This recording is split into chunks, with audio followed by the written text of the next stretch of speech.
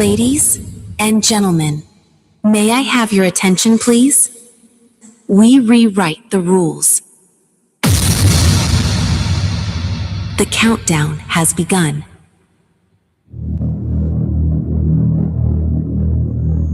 The show starts in 10, 9, 8, 7, 6, 5, 4, 3, 2,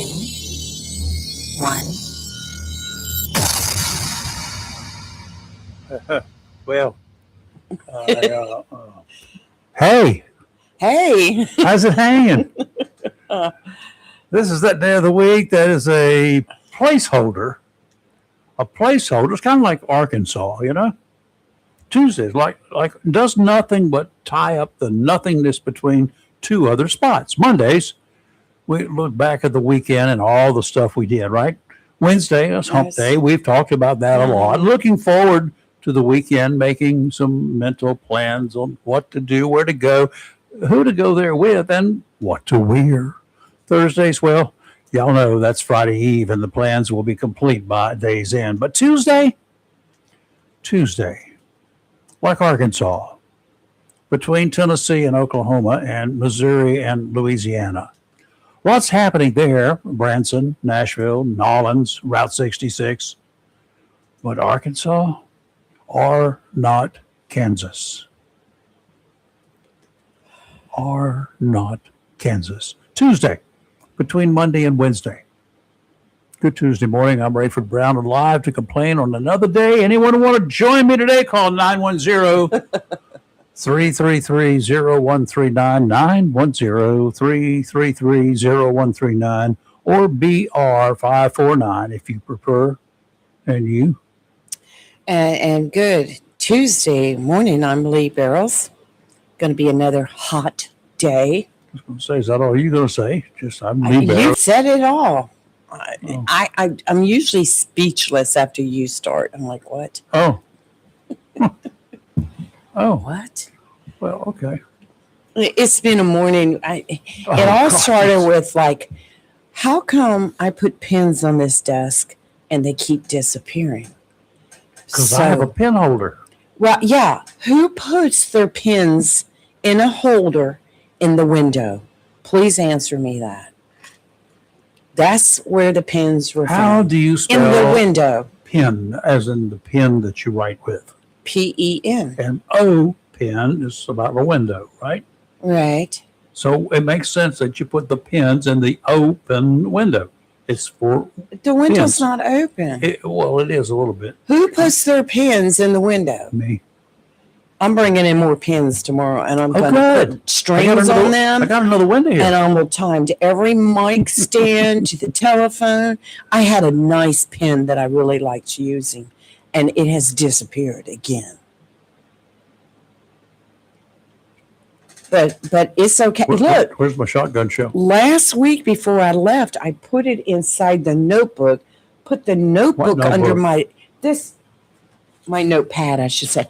I put it in the curve up here, and I hid it, and then I put it under my laptop like this. How'd that work out for you? The pen's gone.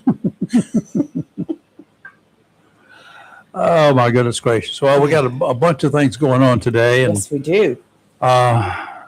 Some bad stuff out of Edwards, but we'll talk about that in just a second. Got some disturbing stuff to discuss. Disturbance number one, in fact. Yes. Yeah, 15 days into the 2026 Atlantic hurricane season, and a tropical disturbance started moving along the northeastern Mexico coast with indications it will probably hug the Texas coastline, staying mostly inland, with a chance that it will slip into the Gulf of America, and a 50% chance that it will become a tropical storm by Wednesday or Thursday of this week. But it's not going to last long. No. If it does, it's just going. The National Hurricane Center has its eyes and ears on the disturbance just in case, and early intel says that even if it develops into a storm It will meet some resistance that will deter further development.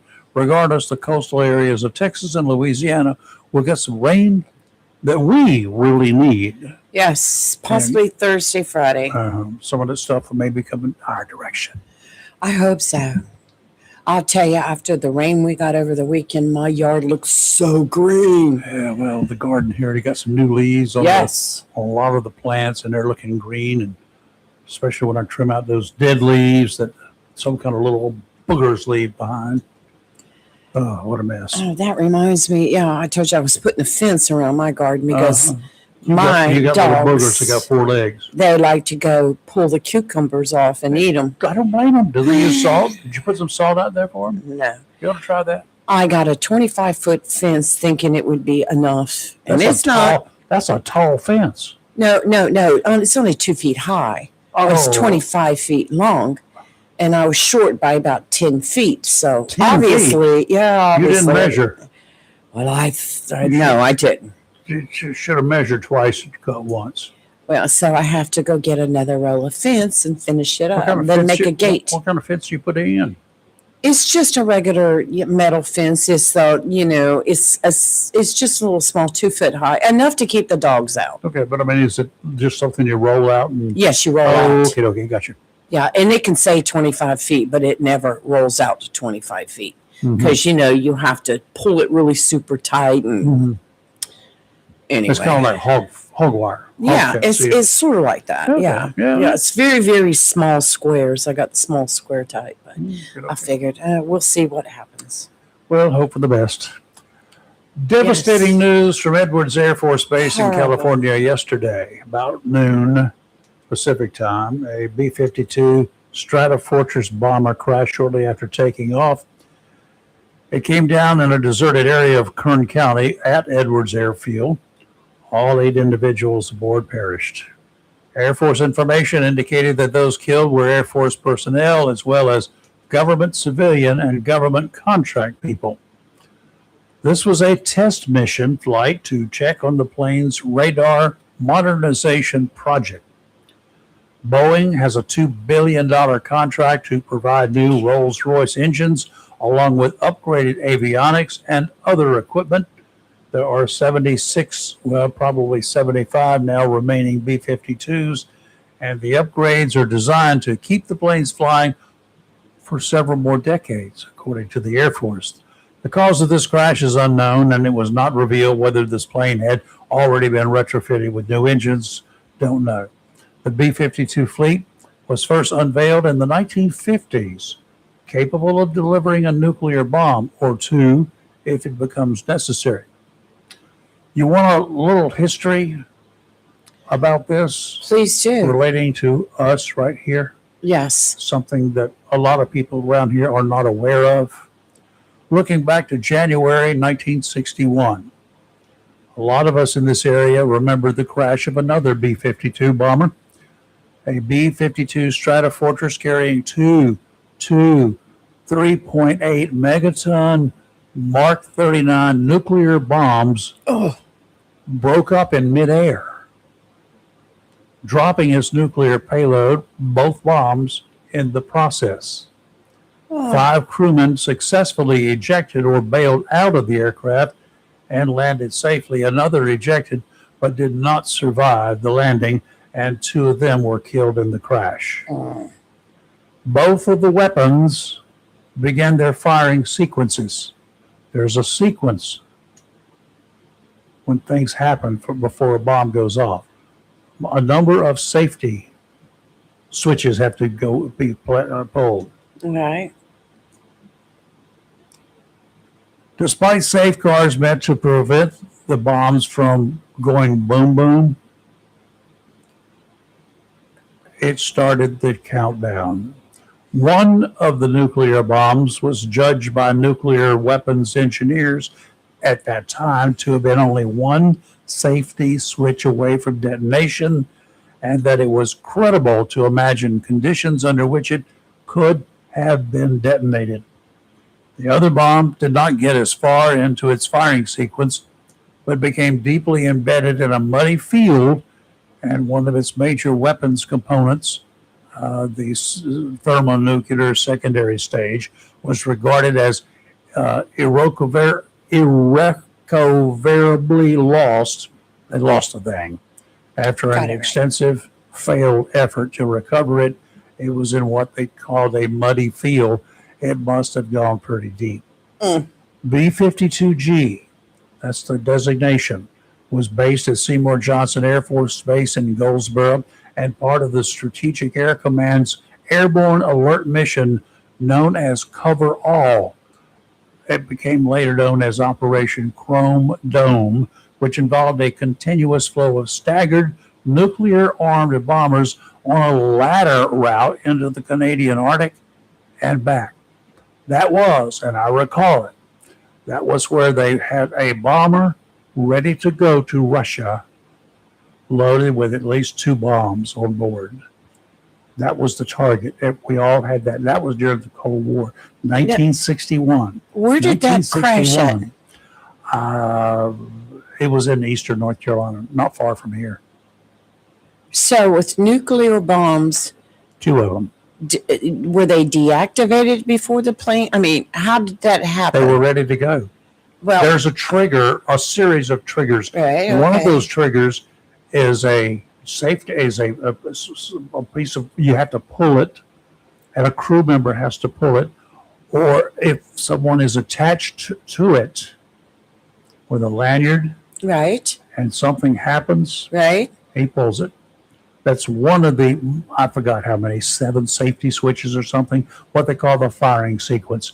It starts and it goes. Yes, I think in automation at that point, what they call automation, automatic procedure, it starts basically a countdown.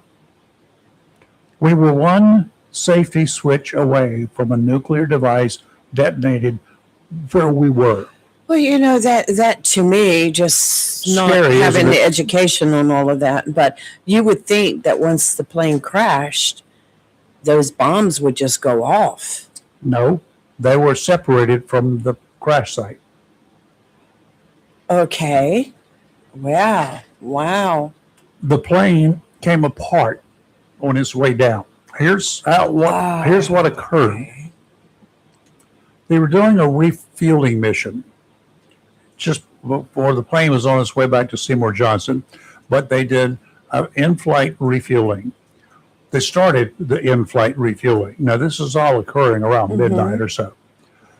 And the guy on the tanker saw fuel leaking from the bomber. He said, "You have a fuel leak. We're not going to put any more fuel in. You need to go home." The tanker pulled off and went away. The B-52 radioed in. They told him that you need to burn up, because they still have a lot of fuel on board. Right. You need to burn off some fuel, so fly out over the ocean and burn off some fuel. While over the ocean, which in nautical terms is not that far from Seymour Johnson, while they were over the ocean burning it off, the fuel started dripping out. They were losing fuel over the ocean rapidly. The B-52 tells Seymour Johnson they got to come home, and they start home. And the plane, from the reading that I did yesterday, something happened. The plane probably was out of fuel. It was not enough to make a landing, for instance, is what I would guess. But there was still fuel on board because everybody bailed out. One of the guys who bailed out was the first and only one at that time to go out through the hatch, the pilot, overhead without being ejected. There was no ejection thing for him. Everybody else bailed out. But there were 2 people killed. I think one died on the ground, or one died. Something happened. This is in Wayne County. Yeah. Right. That's where I have to go Thursday, Rayford. Well, they've got everything under control now. One of the 2 bombs went through the entire firing process up to the final safety switch. A simple, stupid-proof switch, supposedly. One that was not activated because this was an accident and not an intentional deployment. Eastern North Carolina, including Lejeune, would have been close enough and have been in a disaster area. What caused the crash of the plane? A fuel leak. Wow. That was the bottom line. It was a fuel problem. A fuel problem. En route to Seymour Johnson, the plane lost so much fuel that most of the crew bailed out. They were told to get out. They watched the plane come apart, saw the large bombs fall out. One was on a parachute. The parachute did not deploy. And did they go recover these bombs? Not them, but we did. Yes, we did. We got the bombs back. Well, I mean, whoever, yeah. No. Experts over the decades have offered as many what ifs as there were experts offering expert mumbo jumbo at that time. Who knows who's right? In 1961, the year my dad built a fallout shelter after all of this happened, and I thought it was because of the Russians, the Cold War. I'm sure that's what was on his mind, but we were close. I remember I was a kid, like 13 years old, almost 13, just getting my ham ticket. Hadn't gotten it yet, and this was going on. We were taking classes, ironically, coincidentally, whatever you want to call it, at civil defense. Mr. retired Colonel, maybe Major Wilford, one or the other, lived right down the street from us here. He was the director of civil defense here in Onslow County, and he was giving classes, and I took the classes at age 12 years of age, I guess, or maybe it was after this. It was after I got my ham ticket. A lot of the hams in the area took the same class, and we learned how to use the Geiger counters. We would have been the people to go around checking places. We all had those little things to go. The closer you get to something, we learn how to use them. How's that for history here in Onslow County, y'all? That's kind of scary. Now, tonight, when one of those helicopters goes over low over the house, I'm going to be freaking out. They don't have nuclear stuff on board. One of those ospreys, I'm like, please don't, you know. And I read this, and then I started recalling the news at the time. And it was like, I couldn't have told you anything. No wonder my dad was uptight. Yeah. Well, what's a bomb shelter going to do? If the bomb lands on your bomb shelter, the bomb lands that year is total. It doesn't matter. Right. But true. if it's fallout or whatever, true. I didn't think about it that way. Yes. That's the only thing you can protect from, unless you got a bunker that's 30, 40 feet deep. Good golly. Well, two of those people on that B-52 yesterday were Boeing employees. Yeah. It was a test flight, and two of them were them. It's a 5-man crew normally. Right. Air Force personnel. That's what's a compliment on the B-52. I don't know that all 5 were on board. I don't know that they needed the bombardier, for instance, or whatever, but there were 8 aboard. Yeah, that is. Wow. There's your history lesson for today. And well, I've been historized. You scared yet? I've been history. But it was interesting. History. I remember we kept. This was before we had the missiles that could actually reach Russia. We got stuff that can fly that far on its own now. Right. But we had bombers in case there was if they launched a bomber coming our way, or a missile or anything else, we would have sent one of those bombers out to get them. And we had them flying all the time, 24 hours a day. They flew in rotations.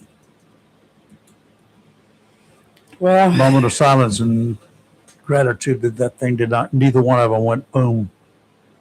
I would have rewritten history, wouldn't it? Without us. See, I don't. I learned something new. Look it up sometime. I was just reading it off of Wikipedia as you were talking, and I'm like, do you know how come? Could you see you outside in the backyard on the back patio having a nice tea and look up and here comes a B-52 bomber out of the sky? Well, this one was at midnight, so nobody was having tea that was sober. Okay, you're sitting on the back porch at midnight drinking a margarita. or having a beer. And You better have 4 Yeah. fast. The Marine, Navy, and Coast Guard outlook for waters in Onslow Bay. A weak wave of low pressure will move along the coastal area today ahead of a stronger cold front that will slide through on Thursday and Friday.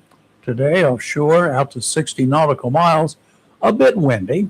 Southwesterly breezes 5 to 10 knots and perhaps a little bit more in the vicinity of thunderstorms, mainly this morning, seas 3 to 4 feet.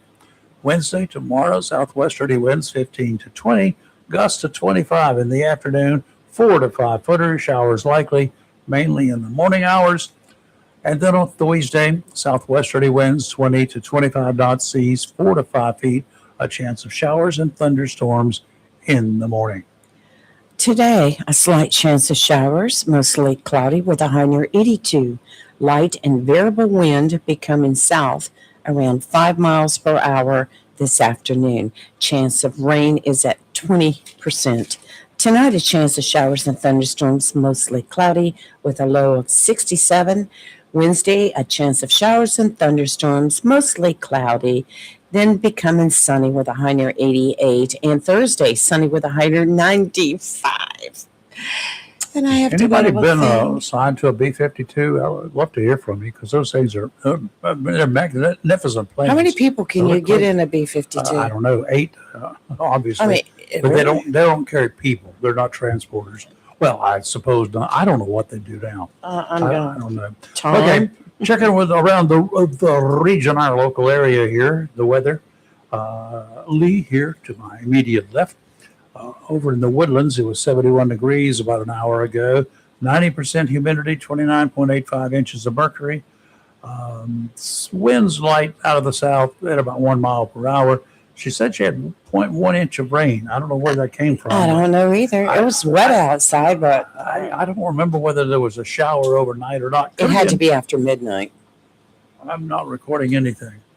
So Richard over in Jones County, he had 70 degrees this morning, 97% humidity, 29.86 inches of mercury. Winds were light out of the northeast, around 2 miles per hour. He had 7.5 miles of visibility and no rain. Brian in the borough just checked in a few minutes ago, 72.5 degrees, 29.52 inches of mercury, 93% humidity. The winds were light out of the north.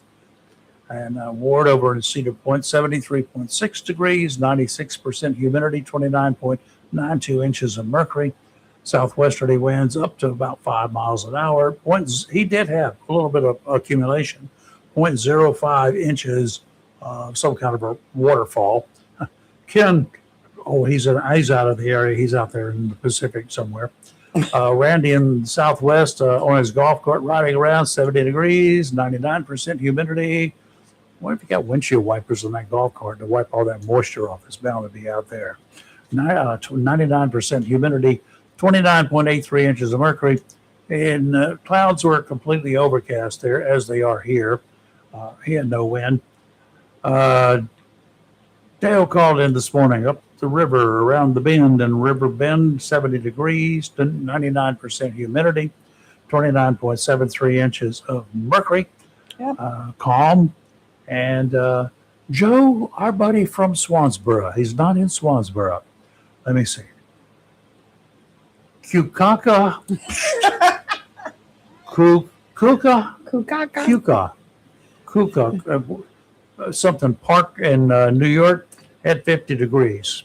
No rain. Is it Kanoki Park? I don't know. Is that what it is? I'm going to look it up. I don't know. Kuka, whatever.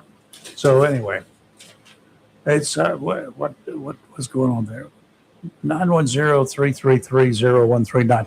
We need some of you people to call us. Yes. There was a county commission meeting yesterday, and nobody showed up to complain about their taxes. Nobody cares. They had a public hearing all yesterday. you people were screaming and have been screaming and hollering, as have we. We've been just reporting what y'all are doing for the most part. People are upset about the taxes. This, I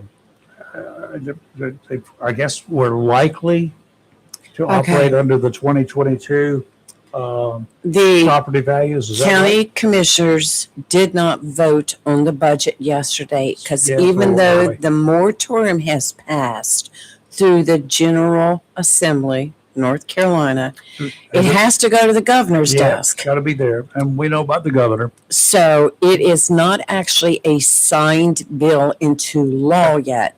The probabilities is 99.99.99%, but there's always that chance.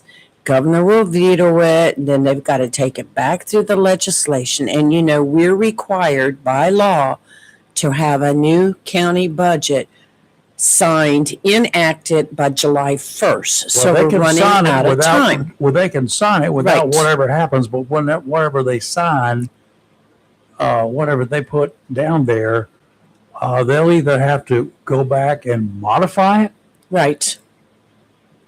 Well, as it stands whatever. right now, it appears to be that the moratorium will stick and that the county will go back and use your 2022 evaluation because, it's every 4 years. Yep. So they go back to that and they will stay at 65.5 per 100, just like we've paid for the last 4 years. That's going to be the same tax rate if they do this. Okay? Yes, it's going to be the same. That doesn't, but the county is going to get more money because the county, ever since 2022, it got a certain amount of money that they knew it was going to get because they knew Right. how much property it had in 2022. 2023 came along, new people moved in, new houses were built, new businesses were built, and so they got 65.5 cents per $100 valuation on each one of those new homes and every new business. Okay, I In understand. 2023, 24, 25, and this year, they will do the same thing. I understand completely and agree. But on the other side of the coin,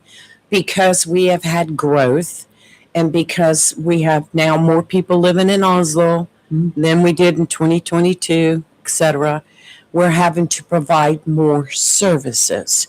Now, at a workshop yesterday, the county commissioners voted to provide certain positions, mainly the sheriff's office, because we've got to have deputies, and they cut back on some other services. So even though there's more money coming in, there's more expense. And so they did some cutbacks yesterday and voted on that. It's just a matter of, I think what we're looking at is our 2022 evaluations, our 65.5 cents tax rate, and we'll carry that through the year until the General Assembly decides what they're going to do with all this mess. The biggest problem is the state of North Carolina, our legislators, all of them, not just all of them, they've been working on this since it was first talked about. In my opinion, they could have done this and had it done and over with. But, I'm not familiar with how things work in the legislature. I know it's a lot of, here's the bill, let's put it into this committee, let's bring it out, let's change the wording, go back into the committee, bring it out, oh, we're going to add this or take away that. It goes back into a committee, and then after that passes, it goes to the House or the Senate first. They vote on it. They may change some wording on it. It goes back to the committee to change the wording, comes back out, has to be revoted on it. Then it goes to the House. So it's a very tedious process. But, Phil Berger, when you first started talking about this back before November, I just feel like we could be way ahead of the game. But then again, I'm not sitting there in any of those seats in North Carolina, so I don't know what goes on. A lot of folks out there say, well, wait a minute, now, have y'all looked at the budget? Does anybody know what's in this budget? Well, Right. One of our listeners said he looked at some of it, and forgot what page it was, but anyway, he doesn't want to go on the air. And so he said he's questioning some of the 503C. Those are the 501(c)(3) is a nonprofit. It's a nonprofit for the nonprofits, but he's questioning some of the funding in there. And he picked one that he sent me that he has some issues. He may have some issues with, but he did it just as an example. I had to Google it, so I found out what it was. Okay, good. It's SISU. I think he called it SICU, but whatever it is, I looked it up.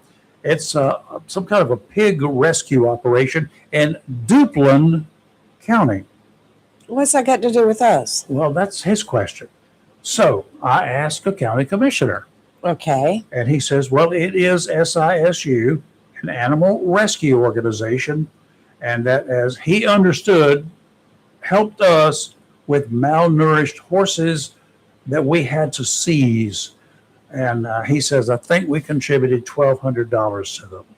If that's the case, if it's not a regular thing that they're doing, providing a service for us that we're not providing here, but if they had to see some malnourished horses, it's going to cost somebody some money to take care of them.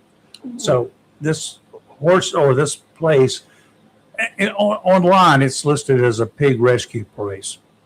But if they're rescue, I don't know. That's what I know right now. I have questions about that. Yeah. I got lots of questions about any of the nonprofits until you take a look at them. This one, if this is the way it went down, if they came over here to help us, help the county, because the county isn't able to take care of horses and stuff very well. They got Tim. Well, we know that Timmy has done a lot for them. I don't know whether Right. he's still doing it or not. Right. And I don't, Wow. We can't even take care of the strays. we got our own. We got issues here. Well, I would love to learn more about that also. I will tell you, on the other side of the coin, once again, the 501(c)(3)s that the county gives money to, they do that to save money. In other words, child care services. Mhm. If we had no child care services in the county government would have to put out the money and do something to provide for that. So by having child care services that are legit, 501(c)(3)s, they keep their finances up, their paperwork is fine, the county helps support them, and that's in order to keep the county from having to take the full burden. I would never ever say we do away with giving Yes, money I agree. to the special services. Right. But I think each one of them needs to be examined. Mm. However, because just a few years back, there was a child care Yes. place that got money for employees that did not have any kids in it. Yes. That's called Nick Shirley. Except their own kids.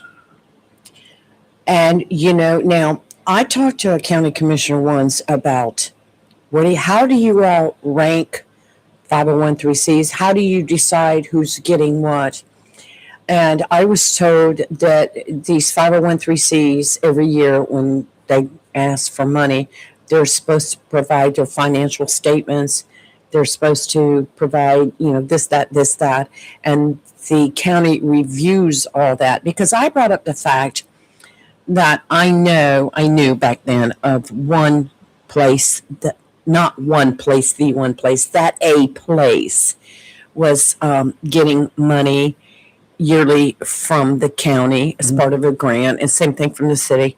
And when I got looking into their stuff, I found where they still had the president of the organization listed as president, who I know had been deceased for 5 or 6 years. And board members, they didn't list anything. And I'm like, who's taking care of this paperwork? And if Where's you the were money going to going? if you were going to come to me and say, can you give us some money? First thing I'm going to do is review your paperwork. And then I'm going to say, okay, you need to update this stuff.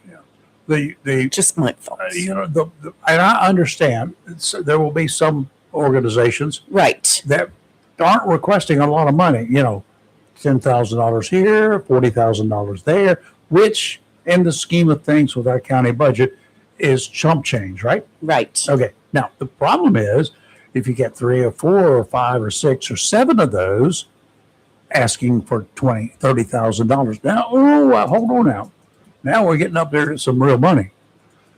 But when you add them all together, I don't know. Do we need a? No, I don't even want to say that. I was going to say, do we need to hire a director to oversee somebody to oversee all of the 501(c)(3)s? Well, that's why you have those departments and those county commissioners and the county manager. They can't do it all. And Royce, it's your listening call, but I understand that they do go through all that paperwork, and can something slip by? Yeah, Well, I imagine so. Give me just a few minutes and I can prepare you some paperwork for anything. Right. I mean, you can find a template on Google, right? Let me do you a budget here real quick, like, and this is what we're doing. This is what we need. Well, if you want to know about a nonprofit operating here in Onslow County, you can go to the North Carolina Secretary of State website and you can research them. The problem that I have found with researching some of that is there's not a lot of information on the books, and I would like to know more. Yeah. And that's why there's so many good 501(c)(3)s here in Onslow County. They do a fantastic job. They provide the services. But then all of a sudden you get a new one pop up that's fighting, I'm just protect the lizards or something like that. I'm just throwing something out there. Protect the lizards. Don't like lizards. And lizards, stay in your area. I'll stay in mine. How about But flies? oh man, I wish they had a 501(c) on fly. Oh, y'all got to tell you. I have to tell you. This morning before we went on air, you said fly.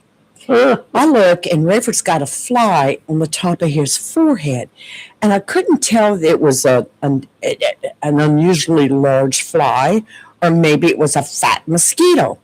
And I'm like, either way, I was like, Rayford, how long did it take me to react? You have a fly in your head. He hit his forehead with such force.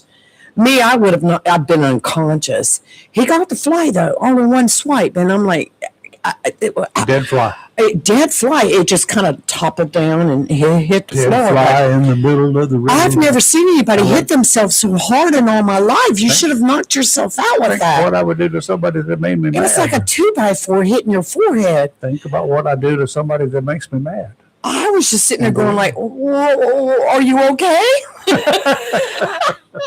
I woke up anyway, whatever. But, I understand, and things are going to slip through, okay?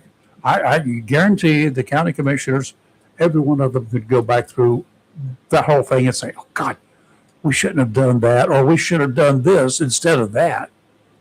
Maybe we can do something. And throughout the year, there will be amendments to the budget. That's right. The commissioners, the manager, department heads will come in and present something to the manager. The manager will say, yep, let me do this amendment, and go to the county commissioners. Right. And you will see those as generally consent agenda items or other items That's to be going to discussed. happen. It's going to happen. That's You right. can't make anything perfect. If you can make it perfect, Miss Royce. good luck with you. I just want the perfect man, and here he is, Mr. Royce. He Bennett, always has Commissioner. the answers. You better How are have you, those. Royce? I heard my name. We're talking about nonprofits and how the county divvies up money for different nonprofits. And we were discussing about how a lot of these nonprofits end up saving the county money, because if we didn't have them to help with certain things like childcare, et cetera, that would fall on the county.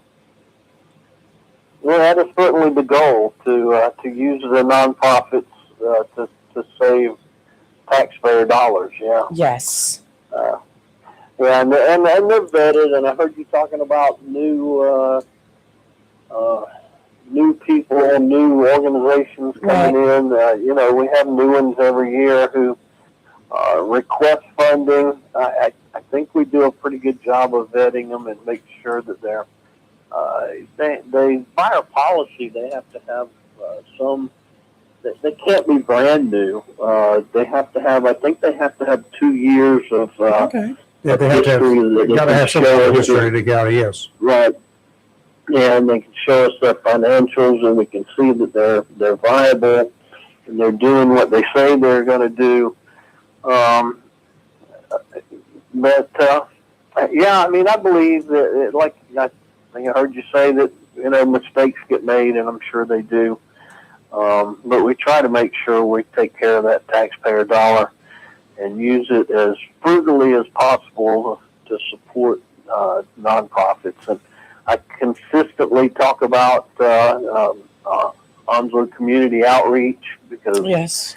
I think that's a great organization that does good work for the community, work that the county definitely doesn't want to do, like operate a homeless shelter. Yeah, I mean, I think that and I think we gave I wouldn't say $2 million in the current budget to nonprofits, which is, you know, like you said, in a $380 million budget. Not a lot of money. Mm. I hate to say not a lot of money, because it's my money too, and I don't, you know, every little bit is a lot of money, but When it all adds up, But you there's gotta- every little bit. There's lots of little bits become a big chunk. That's right. right, I mean, you got to look at the big picture, and I try to look at the big picture, make sure that what we're doing is overall beneficial for everybody. Yeah, good. You guys are stewards. You take care of us. I know that, and I personally think you do a great job. I wouldn't want to do it. I think But so, let me too. tell you about mistakes. How many people out there have not ordered something that they regretted? Hello? And when they came in, you said, yes, this is not anything. This is not what I thought it was going to be. I wonder what I just put that in the closet and maybe give it away to somebody. And sooner or later, you throw it in the junk pile. Well, Rayford is the same Like thing your as like. pressure washer. Yeah, I reviewed it. I got 4 of them over here. You want one? I got 2. I took the sucker apart. I dissected that thing. It's not a pressure washer. It's just a straight through vent, and it actually doesn't come It's out. a hose nozzle. There you go. And it's not a good one at that. It leaks That leaks bad. for $34. Holy crap. I can go to any of the big box stores and get a dozen, 5 of them anyway, Right. at least for that much. Well, Commissioner Bennett, since we have Okay. you on the line, Sorry. yesterday's county commissioner meeting, you all did not vote yet on the budget because right now it looks like the moratorium is going to go through. I mean, it was voted on, but we're waiting for the governor to sign it.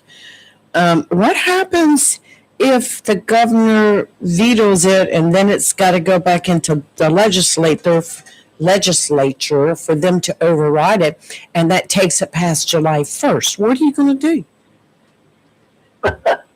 Well, you know, we unlike the legislature, have to have a budget by July the 1st. Mhm. We have to set a tax rate. So my understanding from our legal eagle whizzes is that if we have to set a tax rate and we don't know about the moratorium by the end of June the 30th, then we will pass a budget with a 65.5 cent tax rate. And because it's my understanding that it would be easier, and I guess politically, it would be easier to lower the tax rate if they do Oh, that's a pass good the point. moratorium later than to increase the tax rate Uh-huh. if they fail to pass the moratorium. So, Good point. yeah. There will be gallows out front of the county commission chambers, I think. Y'all wouldn't be able to come out of yeah. your house to even mow your yard. So, I mean, we'll have to pass a budget Right. with, you know, I don't know. It is definitely a mess that I wish they hadn't put us into. Right. But here we are. Either way, you will have an operating budget, the same budget, basically, as you had last year and the year before. Right. And with other additions and everything else, with the other money that is generated because of extra people and new businesses and new homes and all. So you will have still, just like you did for the last 4 years, an operation budget, right? Just as though it was we'll have a budget. Because you used to And have, then let me tell you, you used to have 7-year reevaluations. Remember those? that's right, absolutely. And if we anyway, a few years ago, the commissioners chose to take part of our fund balance and form what we called a tax stabilization fund. And that was a $10 million fund that was there specifically for the purpose of trying to help us keep us from getting put into a position where we had to raise the property tax rate significantly. Mm-hmm. And we're going to be using that. If we have to go back to 22 values, we'll use all or most of that tax stabilization fund to keep the tax rate at 65.5 cents. So that'll be a big benefit for our citizens, that they won't have to see a tax increase over the tax rate of 65.5 cents. So, Well, over the past 4 years since 2022, have you had to use any of that money? Because you were in the same position every year. You had people coming in. Were we not at whatever the tax rate was, 65.5 cents? Were we not generating enough money to operate on with that, or did we have to put more money into it? No, over the last 4 years that we haven't raised the tax rate, we've been able to put some money away, and that's kind of the way we budget. We budget in 4-year cycles, so we expect to be able to keep the tax rate stable for 4 years, and we know that as we get into the third and fourth year, that tax rate is going to generate more revenue than what it did at the beginning of the cycle. Right. So you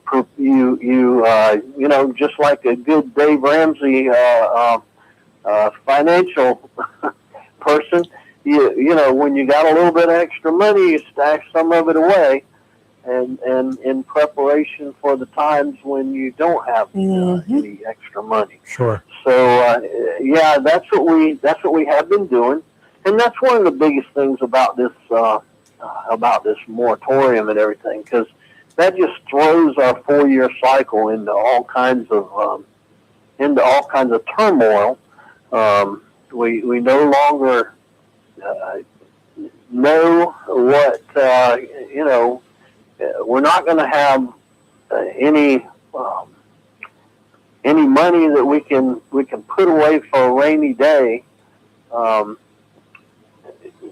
next year for sure, unless if we have to go back to the old values, and then after that will be our capital plan will be behind in funding, because our plan is funded over the 4-year cycle to make sure that we have the money we need to fund the schools that we need to build, and to fund the growth in the county.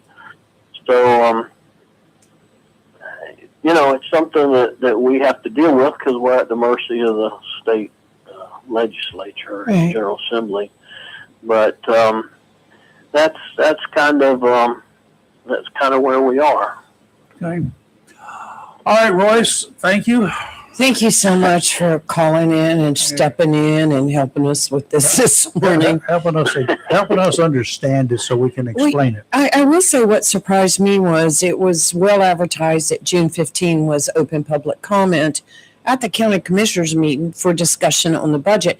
Not one person signed up, and looking and watching the live video, there was no comments being made on that either, and that really surprised me. I was surprised too. I really thought that people would have want to comment on the budget. I think they have come to realize, honestly, like us, it's hard to comment on something if you don't know more about it. That's Right. why we put out race scholars. But anyway, race scholars. we don't know what we really don't know, so we need more explanation. But I don't even know what to ask, except for a gentleman who sent me an email yesterday. So I had to ask, and I got the answer. Yeah. Right. But I don't know what I don't know. So what do I say? That's a good point. And I mean, I see that all the time on the the questions that I get and the gripes and complaints are usually because people just don't understand. And if they're reasonable enough to listen and let you explain things to them, then they generally they get it. Even though some people, they don't necessarily agree with what we do. We can't always make everybody agree with us, but I don't think we don't do anything without a good reason. And I believe all the commissioners are truly want to do their very best to protect the citizens and the tax dollars. As do I. Yeah. I don't think there's anybody on that commission that is not there for a good reason. I think y'all get as new people to a board, even after 3 or 4 years, they're learning, and they're like, because those that I have dealt with, not just here but in other places, when they first join up and it's like, what in the world? I thought I knew what was going on, but I don't really know nearly as much as I thought I did. In other words, they're a teenager who know it all until they get out into the real world. Is that about right? No, I think that's right. I think we all, I probably most people who run for office, they think that they're going to be able to change the world. Let's put it that way. Miss America, world people. Well, I know they're going to fix all the problems, and you've taken a lot of hate because you're a realtor, and there's been a lot of accusations that the decisions that you make as a county commissioner is only to benefit you as a realtor. And I saw you put out a video the other day. Well done about that. I mean, and it's like Rayford said, people need to educate themselves, the ones that are complaining and making accusations on how it really works. Mm-hmm. Yeah, I really do. I hate those accusations about my about me trying to have financial gain from being a commissioner. I can tell you that the commissioner job has cost me dearly. Imagine. in my real estate career, and it certainly hadn't been a benefit for me. But it's what I think I need to do for our community, for our county, and I think that we're in a much better place now than we were in the past, and we're gonna weather this storm because we prepared for it, and I say this storm being the moratorium storm. Hopefully, the Lord, we don't have a real storm, because this will take away some of our, preparation for a real storm. Yeah. So. Well, if you can just convince the city, if there is a storm, to allow us to burn the debris in our yards, oh my, then y'all won't have to. The city won't have to pick up so much and spend so much money. That's a fact, and Jack. the county won't have to dispose of it. That's Yeah. right. That's true. That's- Why don't we just get Yeah. a couple See? acres of land and let everybody go dump it and we'll burn it Well, there? sort of did that, but they used it as a pickup instead of a burn spot. Right. Take it out into some open field somewhere and burn the mess. Well, let's just hope. Well, if you've got a fire pit in the city, you're allowed to use your fire pit. Just dig a big hole. Just if the fire department comes by, just say, burning hot dogs. Burning hot dogs. Burning hot dog. Oh no, Y'all it's, want a hot dog? I'm not complaining. I love what the city Yeah, provides for us. I don't like the county being lumped into the same conversation much as the city, because we're very different in our responsibilities and what we have to do with tax dollars. I wish the city would, the city of Jacksonville would, work on their tax rate hard, because I'm paying those taxes too. Our smaller towns As we are. at 30, 35 cents a hundred. It's on there. Jacksonville's considerably more than that, and I appreciate the 60 cents. services. Right.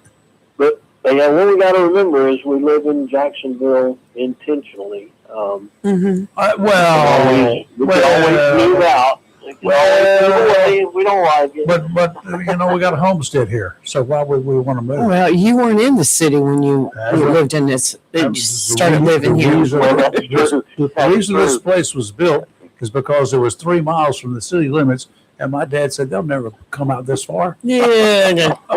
Oh, yeah. Okay.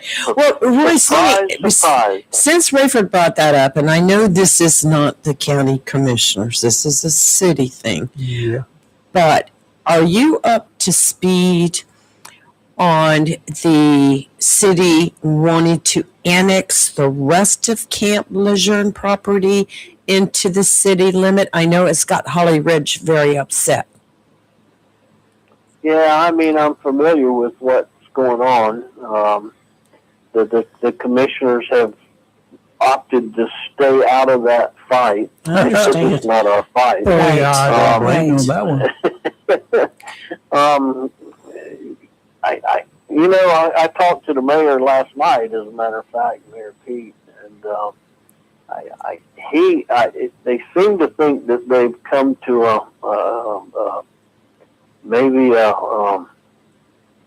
an agreement. Good. That keeps the city a little bit farther away from Holly Ridge. I think, which is Holly Ridge's biggest concern, is that the city would be encroaching on them. So maybe there's a compromise there that they've come to. Yeah, well, we'll see. But it's an interesting situation. I've talked to the city council's people, some of them, and I've talked to the city manager. I mean, I kind of understand the Jacksonville's perspective on it, and but I certainly understand Holly Ridge's perspective at the same time. So it's a difficult. Well, hopefully I can get Senator Lazar in here soon. I was just looking at the calendar. Maybe He's supposed to come in. Maybe I can get him to come in very soon. Friday would be good. Yes. I was thinking that, but I didn't want to put it out there. Yes, and let him explain a lot, because I know our state legislators from Onslow are taking a lot of heat and grief from a lot of people here. We So, got. let's talk about the it. senator who also served on the city council for a long time, That's right. so he's got a kind of a better perspective than Yes. probably most Yes. folks. He's in both. He's familiar with both positions now. Right, so right. He'd be a good choice. Yeah. Royce, thank All you, right, sir. I gotta get ready You for are a the meeting. best. Okay, thank you. What you, Y'all have a good one. what you got to do today? Bye. Is there another county meeting? Oh, well, We I got got a real estate sales meeting 9 o'clock, and then I got to go show some houses, try to get some business There here. you go. Go Okay. Make some money. Make some all money. right. You need to go make some money. Get the money, honey. Thank you. Bye. All right, Thank Thank you. you. later. Bye-bye. Yeah, I appreciate him I do too. Thanks. always Thanks. keeping us informed. Yeah, we don't even have to make the call. We Right. just put it out and he calls us. Yeah. That's the good thing.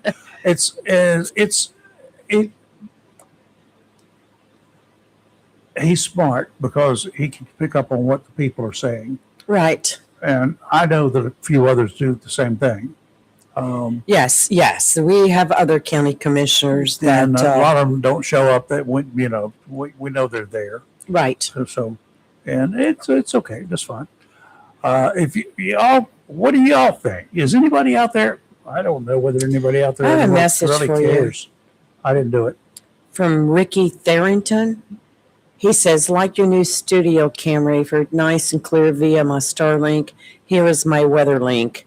And he listed his weather link. Is Okay. that the one that's on the sailboat up in New Jersey area? I'm not sure. Ricky, are you on the sailboat up north? Does he have a call sign? Katie Ford JRX. No, that's Rick over in New Pender. Hanover, Pender Watha County. Pender. Yeah. Oh, I see Yeah. it now. He's a weather guy. He's pretty much into it. Yeah. All right, good. He's on his weather. Good. Thank you, Rick. Yeah, thank you, Rick. Wow. Okay. Well, speaking of government and legislation, according to the calendar today, H 1038 is going to be discussed in the House, and that's under the Rules, Is that- Calendar, and Operations of the House. Hellacious 1038, right? That is hellacious 1038. That is the one that where they're proposing to change the ward voting system to all at large in the Right. city of Jacksonville. So That's I'm gonna specifically try to be for watching that Jacksonville. one. You know, that whole, I don't know. I've said enough about it. I think it was a ridiculous thing in the beginning, and it became stupid the longer it stays I have a in lot of- effect. I have What a are you lot. doing? Taking your clothes My off? sleeve keeps catching on. Daggone! I'm gonna rubber band. I know what I'll do. You're gonna be disrobed in a minute. I mean, Sorry, I'm go ahead. Maybe we'll improve Let me ratings. just- Come on, y'all. no. All applaud. Yeah. Ratings will drop. Okay, there you go. Now it won't happen again. Now you All just right. scratch your elbow. See? What? Another bruise. I get so bruised up. I mean, when I go out and do work in the yard, I'm rough. We don't I'm even rough. want to talk about me, do we? No, because you are I just like a Red Cross case. Anyway, there was a so- funny joke about the guy that he's Irish and he came home very blasted one night. His wife gets really mad when he gets drunk. Oh, okay. So he came home and he was plastered. Right. So he was going to try to go upstairs and he fell. Oh, And he okay. broke two bottles of whiskey that he had with him. And he Wait. cut himself up on his backside. And Because his whiskey was in his back pocket. yeah, So he fell backwards. Two back pockets. Yeah. Oh. And it broke, and he did a lot of cuts and stuff. So he said, "Oh God, I can't let my wife know about this." Oh, but I got blood everywhere. So he cleans up the blood, goes to the bathroom, gets the Band-Aids out, looks in the mirror, and he starts putting Band-Aids on, right? And his wife, next morning, she woke up. She came into the room. She said, you got drunk again, did you? No, why do you say that? She said, well, the first clue was in the bathroom mirror, all the Band-Aids that were on the mirror. Oh, my gosh. I thought it was cute. I thought you were going to say the Jack Daniels label or something was stuck to his backside. Nope. The Band-Aids are on the mirror. Yeah. You ever have when Candy was small, did you ever have any episodes where like maybe she got into the Band-Aid box? I think every child does that. She got into a razor blade one time. Oh, An ER visit at the old hospital. That's how long ago that was. College Street. She decided to shave, and not with my razor. It was over here with her granddaddy's razor. Oh, no. Because he had one of those Gillette. You put the blades in. Right. And I remember double-edged, double-sided razor. walking into my daughter's room when she was little, and she had taken a whole Band-Aids box everywhere. of Band-Aids, put them all on her stuffed animals, a whole box. But as you know, I think every child's done that. I don't recall that. It could have happened. More than likely. Okay, we need to talk about the English language. All right, go with The it. biggest word in the English language, I've said it many times, and our vice president used it yesterday. Love? If. If. Talking about the potentially great news involving our differences with Iran, Please. which have kept shipping interests from using the Strait of Hormuz for fear of Iranian attacks on commercial and military shippings. Vance said that the agreement that Trump has been touting will change the Middle East. Here comes the biggest word. If Iran complies with the deal. In one sentence, he said everything that I've been saying and thinking. Right. This will be a great thing if Iran complies with the deal. We had a deal similar to this deal, and the former president, Obama, got on, he did a video or interview or whatever.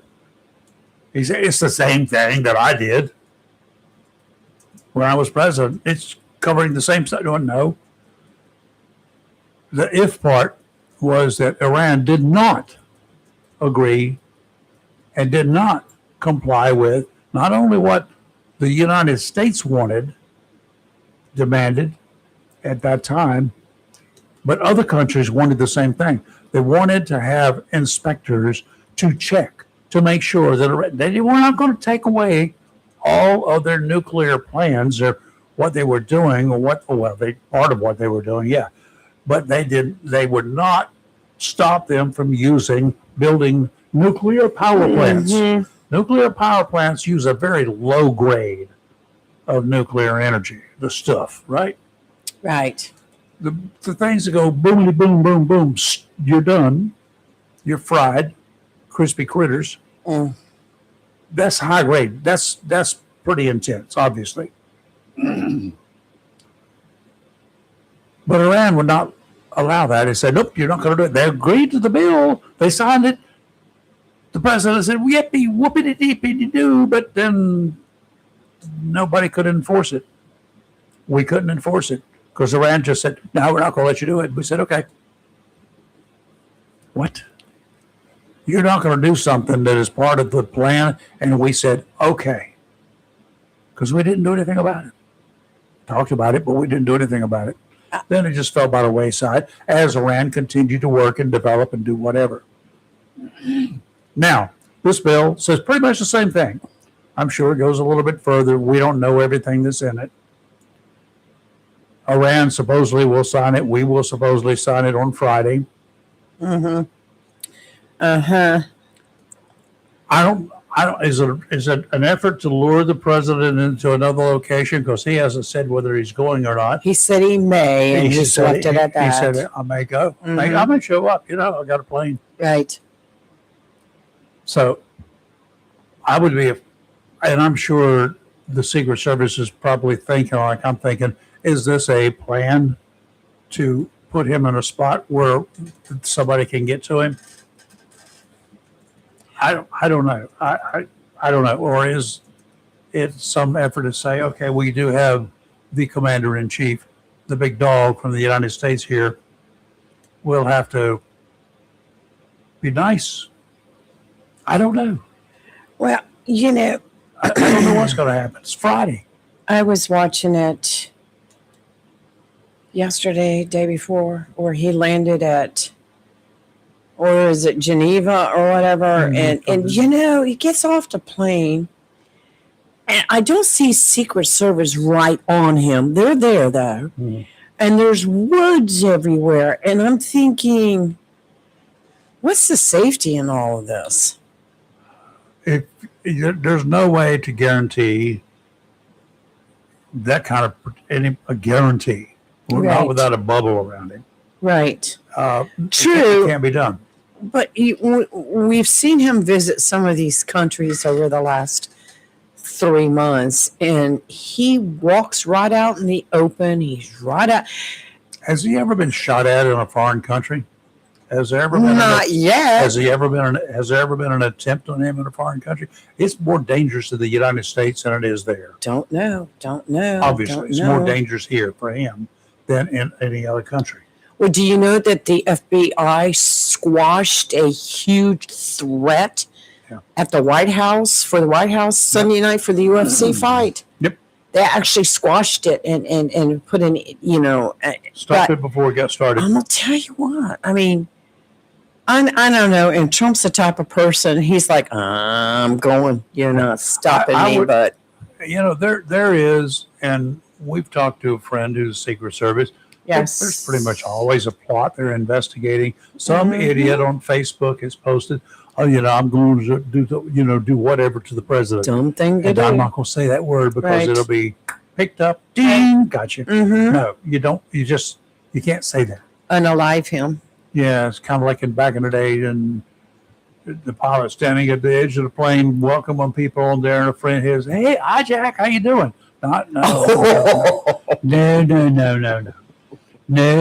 Jack. No. No. So, hello, Mr. Brown. Back in the days when there were a lot of hijackings, Right. There were all sorts of jokes and stuff about that. So there's things you just don't do. Well, look at that guy we were talking about a couple of weeks ago that was able to bypass security, get on a plane, was found in the bathroom later. Yeah. He had a fake ticket. Yep. He got how, And he was not American. They scanned those barcodes. Yes. Somebody, I guarantee you, somebody got relieved of their duties. I hope so. Shoo-wee. It had to be really good. Is all I can tell you. But how would you do that unless you can grab the ticket in advance and make a copy of it, and there's somebody else's who may be missing the flight today? That would be the only way I could think of. Scammers, they have so many tricks up their sleeves. Yeah, well, I get I get calls every day from somebody. Mm-hmm. And, Well, I have a story right here. I don't know if I got rid of it. I think, where a Tri-City woman right here in North Carolina was scammed. She's in her 70s. She was scammed out of $1.3 million. She lost $1.3 million from her late husband's life insurance due to a scam, forcing her to return to work after retirement. Yep. The scammer, posing as a bank employee named Joshua, manipulated her info. Manipulated her into wire transfers, checks, and cash handoffs, keeping her trust with personal stories. The courier, Nancy K. Janecki, was caught and sentenced to 9 months in jail, while Joshua remains at large, and only about $40,000 of the stolen money has been recovered. there are people out there that need just to be beaten really bad with a cane on the public square. Well, this woman said, I'm from a generation where we were raised to be trusting of officials. And when this guy called posing as a bank official. Oh, I want to see your ID, buddy. Show me your ID. Yep. Come to the front door and let me see your ID. And keep your hands where I can see them when you do. Man, that's just sad. Me, I like the idea that oil prices are coming down. Uh-huh. How temporary is it? I don't know. I'll take advantage of it while it's here. But I'm one person that really doesn't burn a lot of gas anymore. You are, because you've got another thing to do. Right. I don't have to these days. Mm-hmm. Did I go anywhere Sunday at all? Monday I did not. No, Sunday is when you injured yourself, right? That was Saturday. Oh, that was Saturday. Oh, that's right, Saturday. Saturday night I went over to a local establishment here for a class reunion. I don't think I went out Sunday. I didn't go out yesterday. I didn't, I just not doing much of it. So anyway, I don't burn a lot of gas. Lower fuel prices should reduce the price of gasoline. Right. And here, the thing is, lower fuel prices should reduce the price of just about everything else that we buy.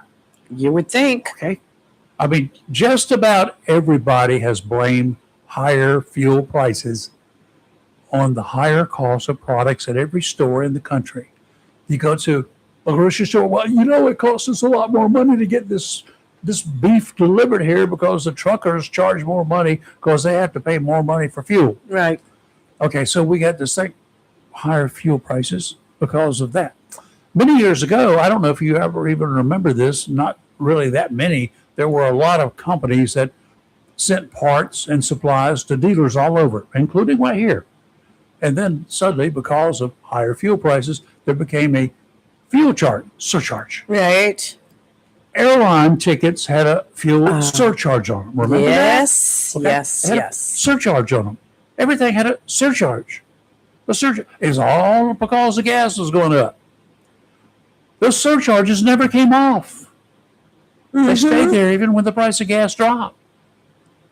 The price of gas went up when Obama was president, and those companies, many of them started adding a fuel surcharge. Airlines added the fuel surcharge. Other than perhaps removing the surcharge from the invoices, did the prices come down on the products out there? That's what I've been complaining about. Does the price of a pound of tomatoes, does it come down because gasoline or diesel fuel prices come down? Does a restaurant lower the prices that they've been charging for food when you go eat? Did they raise the prices? Yes, they did. We all know that. Right. You go to a restaurant these days to have a steak or something, $100 costs you a lot of money for two people. You Right. can't get out of there for $100. Right, right. You go there and you have a cocktail and then you have dinner for two. I don't. My It's sister and I, $100. usually when we go to a steak, it's about $70, and we don't get extras. Yeah. It's ridiculous. When's the the last time you went out to eat, Lee? I don't know. Yeah. Well, A long time ago. if you will notice, they charge more and you get less. Right. Those steaks. Look for hamburgers. Go find $5 for a basic little hamburger at a fast food place. And you're lucky to get a pickle on it for $5. Whatever they're charging, it's ridiculous. 15-cent hamburgers used to be the norm at Hardee's, right? Oh yes, they used to be so cheap. 15 Right. cents for hamburger, 19 cents for fries. For $1, you would get change back, including a soft drink. And that's why you see more and more people now going to these buffets. Like you like to go, I like to go I to love Golden Corral. Golden Corral because for one price you can eat a lot. Well, for an old person, you go on, for instance, Senior. sorry, here's my secret. Monday through Friday, between 1 and 3, and then the closer you go to 3, the better off you are. Because you've got lunch and You dinner in can your eat belly. and continue eating if you want Right. to, but you get the deal, the senior deal, and then you can eat enough for supper. For old people don't need as much, but you can eat Right. a little bit of a breakfast or a brunch, Right. and then go there and stuff yourself and have lunch and dinner. Who does the main grocery shopping here? Well, both of us. Both of you. Do you go with a list or do you go with used to. I'd like to pick up this or that, We try, to and have then a- you look around and we try to have a list. I go with 2 things, 3 things in mind. right, Then I call my wife and say, "What were those 2 things? What was that other thing?" right, We used to have a thing on our telephones where we could individually put stuff down right, without a problem. right, It was through that word A. right. And you could say, okay, and add this to our shopping list. And she would do it. We don't know where that went. It's either because I could go and look at the phone and say, okay, look at my phone and say, okay, this is what we have. And then I put a checkpoint beside it and she sees it. It comes off the list. I can make a list, but when I get to the grocery store, I don't have the list. It's at if you home. write it down. Now I can put it on notes on my phone, but then I have to remember to do that. We all do that, but I find it very and you hard. overshop. I find it very hard to grocery shop because I go in and I'm not paying $30 for steak. Nope, not doing it. What's hamburgers? Steak. And I look for sales and I buy a little bit at a time, especially during this time of the year. Yeah. I don't overshop because I don't want a lot of stuff in my refrigerator because of the potential threat of storms. But But the problem is, Rayford, nothing looks good. Nothing tastes good. I don't want anything. There is something But I'm wrong with hungry. either my taste buds or the food, the steaks, everything else is I coming off the agree. chopping line. I think it's just they've got different grades of steak. I understand. Yes. There's there's the prime, there's the whatever else the next one is, yada yada yada, and then there's shoe leather. And I Yep. think that Yes. they have degraded a lot of the stuff, and we're getting closer to shoe leather on a lot of stuff we're buying. There used to be things that I told people I used to be able to cut a prime rib with a fork when I finished I cooking would it. love that. Remember those days? Yes. I could literally take a Yes. fork and cut my prime rib. If it's done right, you can't overcook it. You better not overcook a Well, prime. I think a lot of I'll it's beat you. preservatives and ugh. It's just different grades. Yes, yes. And the places out in other parts of the country, not here, Right. maybe Charlotte, perhaps Raleigh, Greensboro, perhaps you can go to butcher shops, and that's where Those days are over. and the restaurants, like the really high-end restaurants that people don't mind, or they might mind it, but they don't even notice it. Right. You want a prime, you want a, let's say, a ribeye. You want a ribeye with a bone in. Okay, 16 ounces. Okay, not a problem. It's $80. Right. Oh, you want potato with that too? you want some salt and Well, pepper to go with that? Look, when I go in like to a local restaurant to I'm get not a steak, complaining, I'm just telling I you. usually get the small ribeye or the small steak. They bring it to you. My telephone is bigger than the cut. I'm like, I know things shrink, but oh, Well, the thing about steaks too is for me, because Right. I like them seared and basically just this side of raw. right. Okay.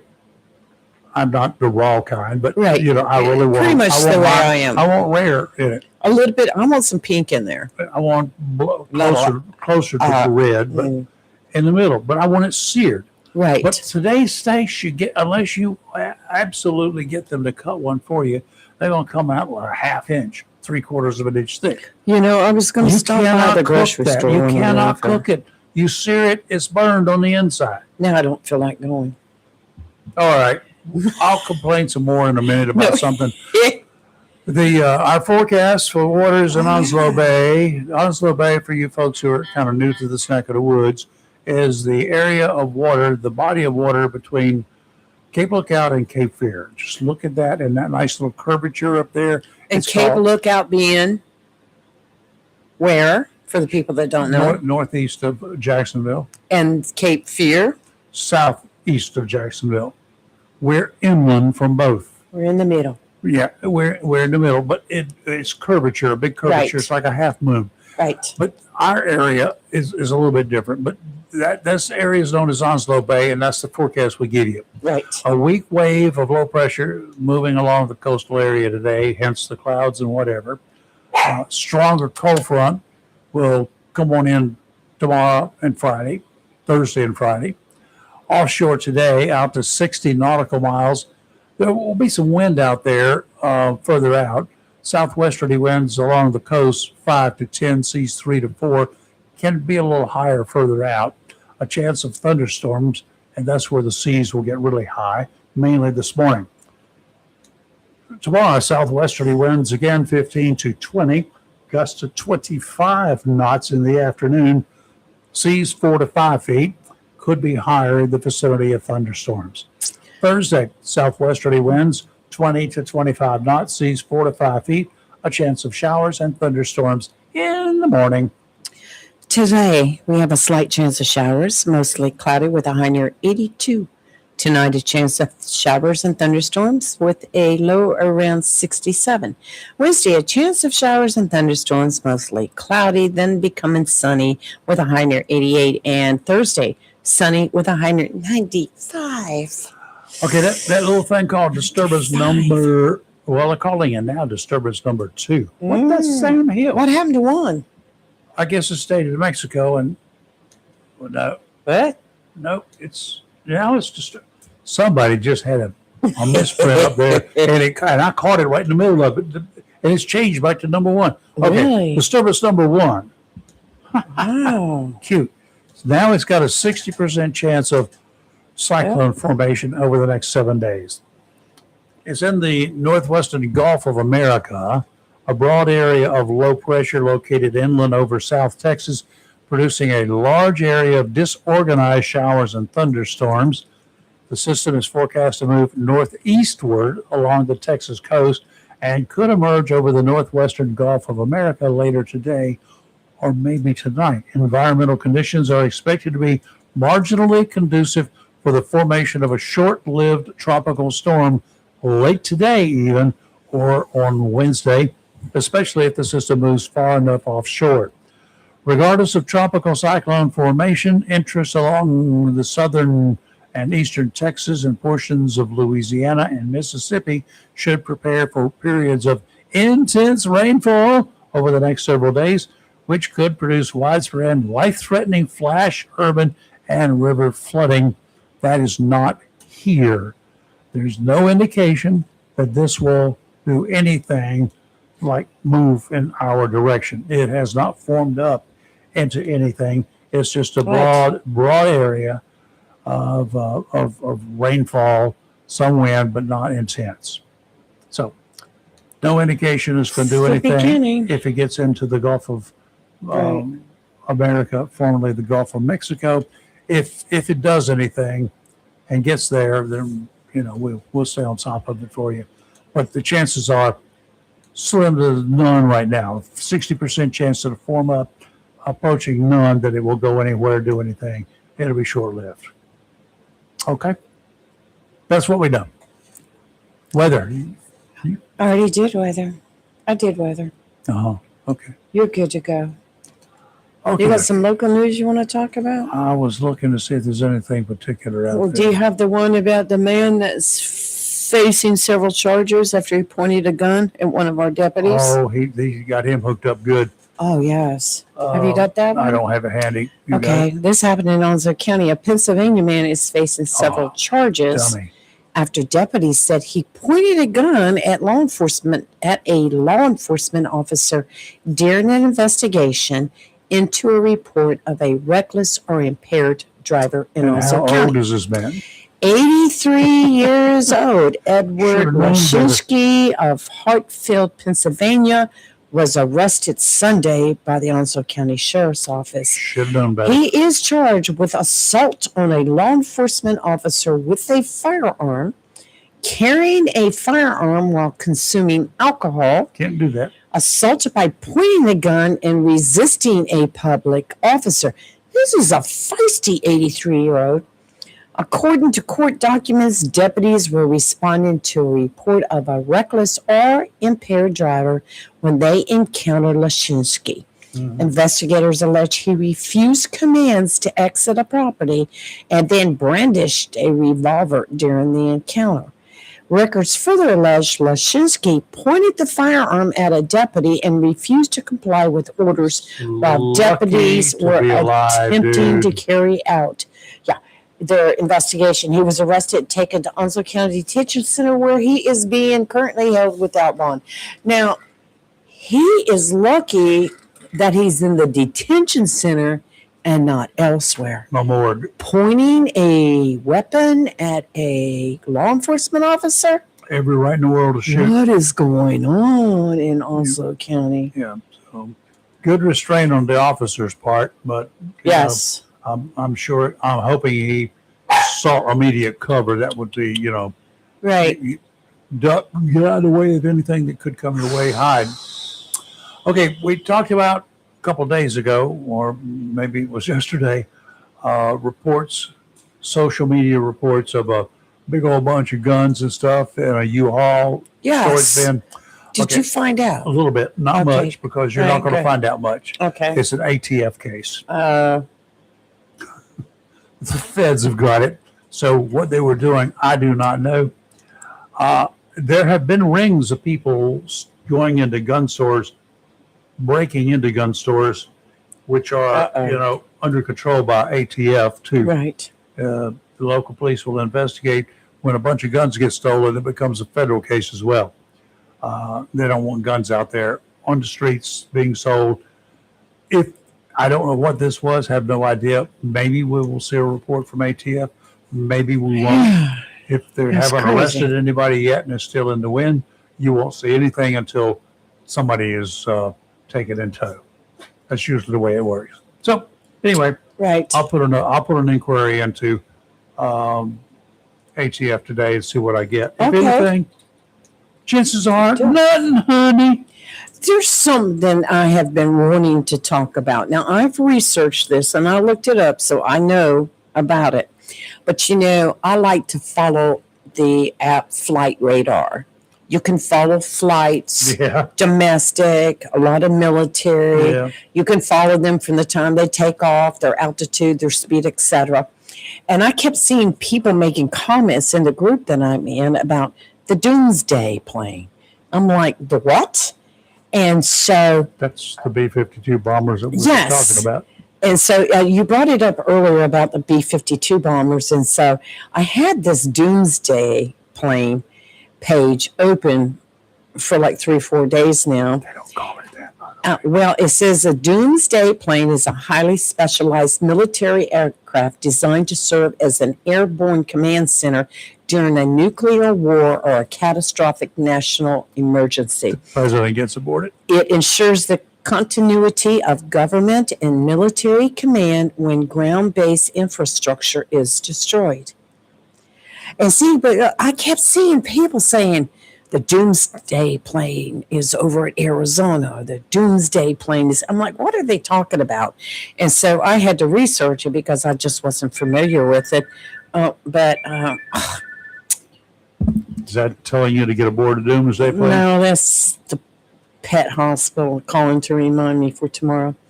Heavily modified commercial jets, such as the U.S. Air Force's Boeing 747-200, packed with advanced satellite radio and defense technology. That's one of the characteristics of it. Nuclear hardened, shielded against the devastating electromagnetic pulses and thermal radiation caused by nuclear blasts. Self-sufficient, is equipped with in-flight refueling capabilities and advanced life support. Where is he going to get where the plane going to get all this kind of stuff if the country's been destroyed? Says a most famous example is the United States Boeing E-4B called Night Watch, also officially designated as the National Airborne Operations Center. Who you going to talk to? It provides a mobile command post for the President, the Secretary of Defense, and Joint Chiefs of Staff to direct military forces and execute emergency orders. The Air Force maintains at least one E-4B on constant 24/7 alert, ready to launch at a moment's notice. That is so interesting. So if we knew that the United States was getting ready to be bombed, I guess this plane picks up the president and the chiefs and all the other big guys up there, flies them around. I want to know who's going to be the designated survivor. Well, anyway, Wikipedia says the Doomsday plane is an unofficial denomination of a class of aircraft which is used as an airborne command post in the event of nuclear war, disaster, or other. It's kind of like what I got right here over here with all the radios. Okay. But, I just found that very interesting. If you're listening, you need to look up the Doomsday plane. It's just really interesting. Where do you think and when? Well, I'll tell you, it was today I'm going to let him up. a long time ago. The first roller coaster in the United States opened on this date. I'm done with roller coasters. Yeah, well, I've never been on one, to be honest with you. Never wanted to be. But it opened up on this date.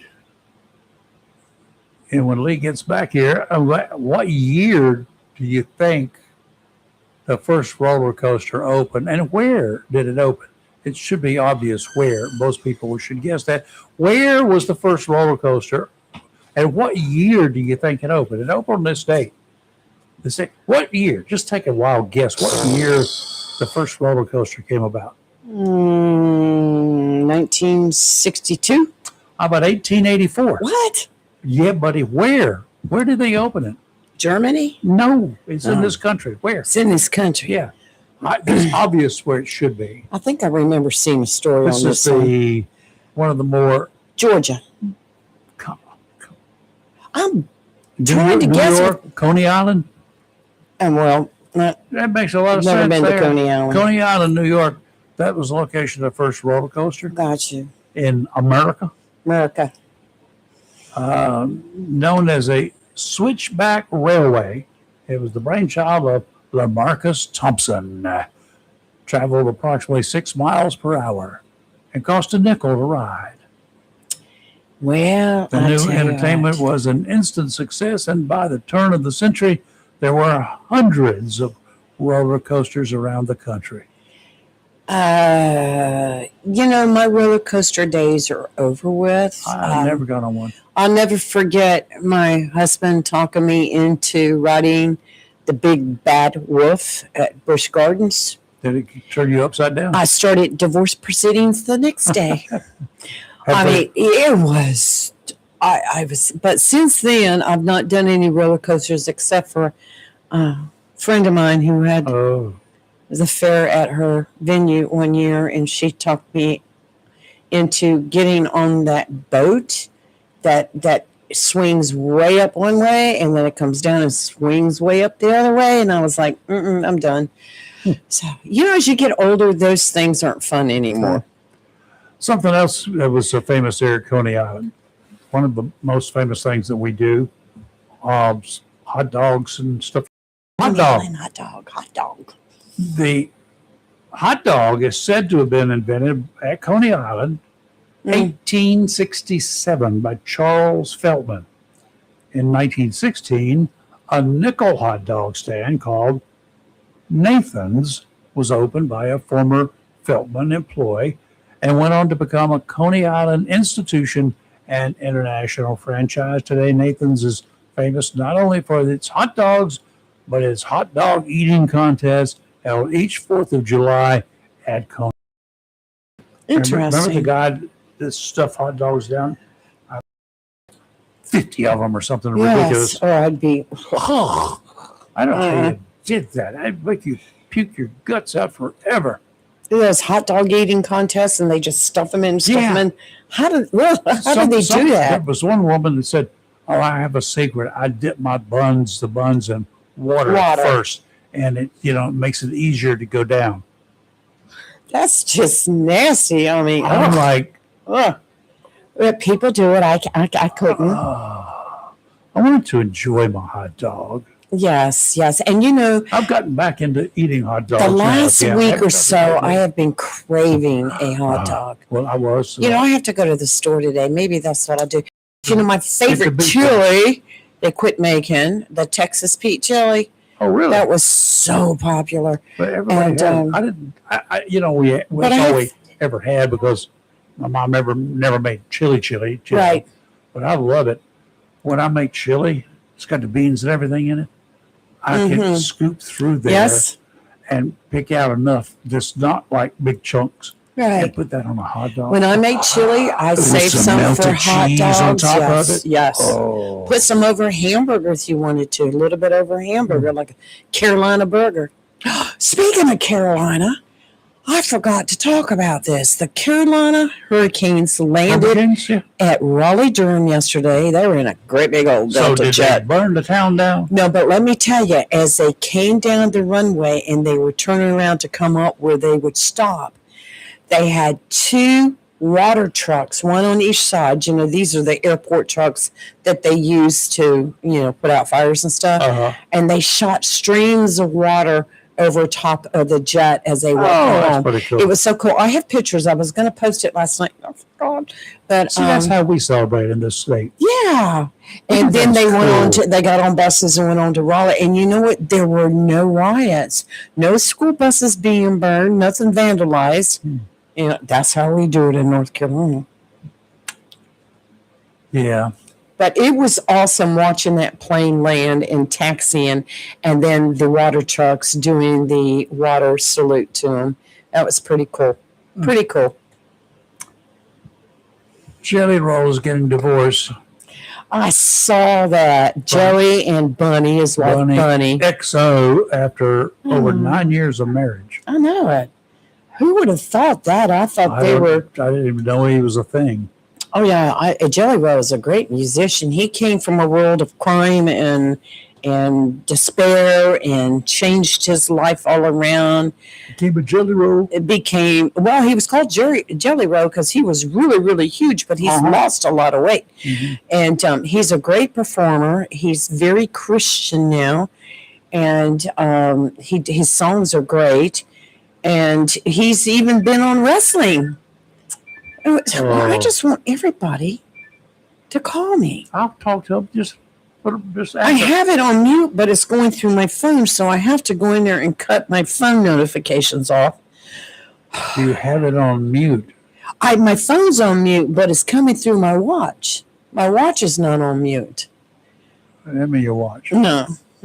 I can fix it. I'm still learning how to redo all this stuff. I've got I know. I need to hear. of stuff over here. I can fix your watch. Okay, Trump's been hearing the people like us complain about what if, and the vice president complaining about what if they don't do something, we're going to do something. Well, now, this morning, Trump says he's vowing ultimate consequences for Iran violations for reneging on ending nuclear aspirations. If they don't comply, ultimate consequences to me means you're going to be destroyed. Is that what how you would take it? I mean, what else would you say? Ultimate consequence. What other ultimate consequences would there be? I'm telling you right now, I just take the names out of your Rolodex or something. Trump can come on national TV right now and say, "It's over. It's ended. We're signing something Friday," which they've not signed yet. And tonight there's going to be bombing. If Iran fires a missile, pretty much, we got this wild card out there to Israel. Netanyahu is like, okay, I like the president and everything, but it's not what I would have done. And so they're keeping their troops in Lebanon. They're still looking for Hezbollah, and they're going to kill them. Right. Everyone that doesn't surrender, they kill. And that's just the way the IDF works. Is Iran going to take that as a violation of the ceasefire? No, that ceasefire applies to the United States. We're not going to be shooting at you. Yeah. And I doubt very seriously if Israel's going to be shooting at Iran, unless Iran launches more missiles, like the idiots did the other day. They launched a barrage of missiles. Yes, they did. Over the weekend. Yes, it was over the weekend. And they all landed in Israel. And I'm like, why are you poking the bear? I'm sorry. When Israel responds, Israel is not nice. And Israel doesn't care that much about collateral damage. And they're all bad, as far as we're concerned. It's like some people with snakes. Only good one's a dead one. I want to be very positive about all of this ending. Let me see my gas prices below $2. And I want to believe that everything that we did plays into a great ending and that we had to do what we had to do. But right now, I have very little faith that it's ending and there's going to be a peace treaty and gas prices are going to stay low. I guess it's because over the last 3-4 months we keep hearing we're going to sign a deal or we're talking, and I want to be positive. Before the freaking ink is dry. Yes, they have fired missiles here, there, everywhere. Well, we didn't fire them directly at you. Now the president is saying that Iran has to meet certain conditions, and they have to keep those certain conditions. Oh, we said the same thing in 2015. We did it in 2015. That's been the whole problem. Every time the rules are set down, Iran breaks them. I don't know. I'm trying to be positive about it. and hope and pray that gas prices will come down. There's peace overseas, or troops are coming home. You know, Merry Christmas to us all. Well, here's the thing that there's a lot of money involved in this thing too, right? Right. Now, yes. I was understanding originally that because Iran's an idiot, that we seized their assets. We put them on hold. Right. We put them in a bank, and personally, we should have seized them and used them because Iran has cost us a lot of money. But the president said, or it came out that the president agreed to release all those funds, and there's a chunk of change there. Right. To Iran if they sign this deal. Now it's coming out that the president he says he can get a bunch of people together to pay Iran what Iran says it wants in consideration for signing this deal. He says, I know people who want stock in Iran and would like to buy some interest there because it's going to be a great place to own part of. Why are we paying them? Well, I know originally. They don't mind. Blow them up. And we started to talk about this Monday about this deal that came out, and then by Monday, in which we didn't get time, but by Monday afternoon, all these major news outlets that had put out specifics of the deal come to find out it was incorrect information. And so, because it was saying that the United States, along with other countries, were going to pump billions of dollars into Iran and rebuild it. And I'm like, what? And so none of that was. So right now, Rayford, I'm telling you, I'm just, every time they come on with news about possible signing this and that, I just turn the channel. I'm trying to be positive. Well, one of the things is they have something with leading up to the signing of whatever, right? A memorandum of understanding, an MOU. Yes, an MOU. You'll hear that a lot. But he said, I want to release it. Well, then release it. You're the president of the United States of America. Let us read it.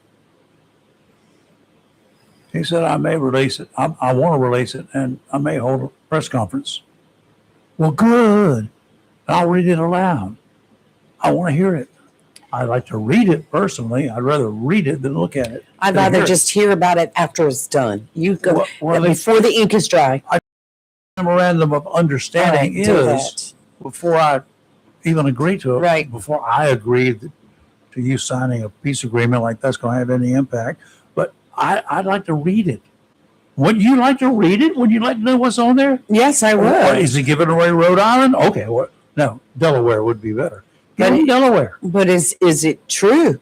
I mean, after all this stuff that was put out I over the weekend and Monday. Show me the facts, Jack. Just like, thought it was just facts. The facts, ma'am. Right. Just the facts. I am Jack Webb.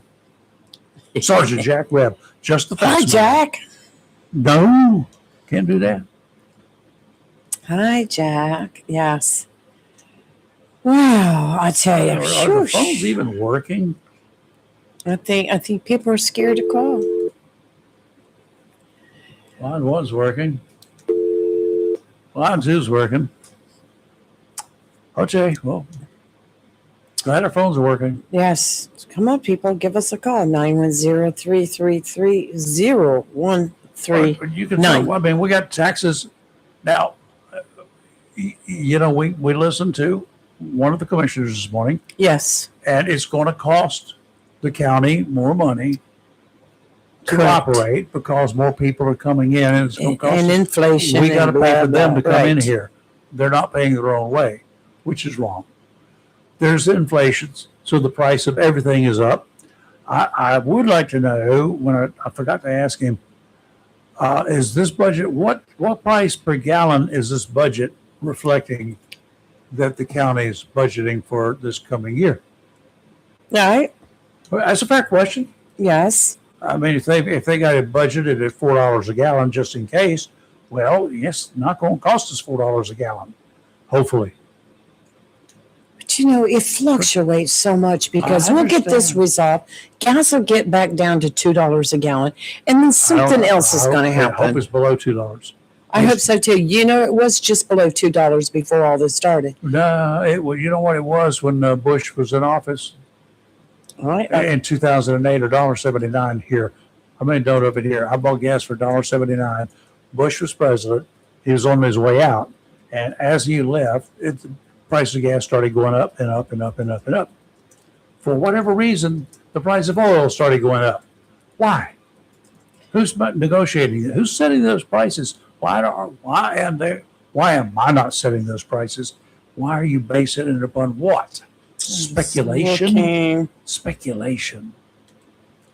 Come on. I don't know what the gas price was nationally. I don't go by them. It's always higher because they have to take in LA into account. Well, I can remember it's been a while back at $1.97. It was a promotional thing It probably at was. one of the stores here in Jacksonville. But, you know, Rayford, I think a lot of people don't understand that if you're in a domestic situation and say you're having an argument with your spouse and your spouse picks up the phone to call 911 and you grab that phone out of their hand. That's illegal. That's illegal. And this has happened in Midway Park over the weekend. Mm-hmm. And Midway Park man is facing multiple charges after a domestic violence investigation in Jacksonville.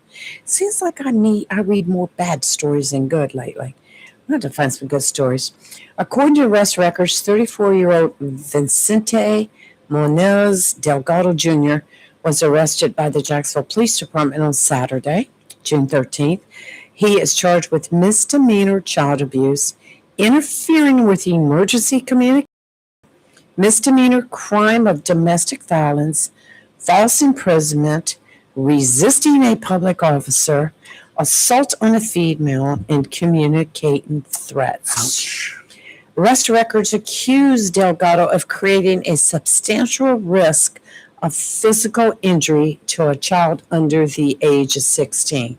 Records show that the mother was holding the child at the time. He interfered with a 911 call by taking a phone away from the victim while she was trying to contact emergency dispatchers. Can't do that. He's accused of assaulting the victim, restraining her without consent, and preventing her from calling for help. Mm-hmm. He also resisted arrest and attempted to flee while the officers were readjusting his handcuffs. Held without bond. Now, you know, we see so many domestic disturbances and fights and assaults, and some even end up worse. Walk away from it all before you do something like this. Just walk out the door, go to McDonald's, have a nice iced tea or something, you know, and calm down. But I think that's Joy. It's sad. It is sad. Hello, you're on the air. I think it's Joy. Hello. Yep, it is. Hey, Joy. I'm gonna write her Good down. morning. Good morning. I hope you're feeling okay with Rayford. Yes. That's all. I was going to tell you that, and I was also. I'm sure Chris probably is going to remind people of this. It's going to bring a lot of revenue in this week. It's the East Coast Invitation. Of course, it's not football, but it's basketball. Oh, It's put on for.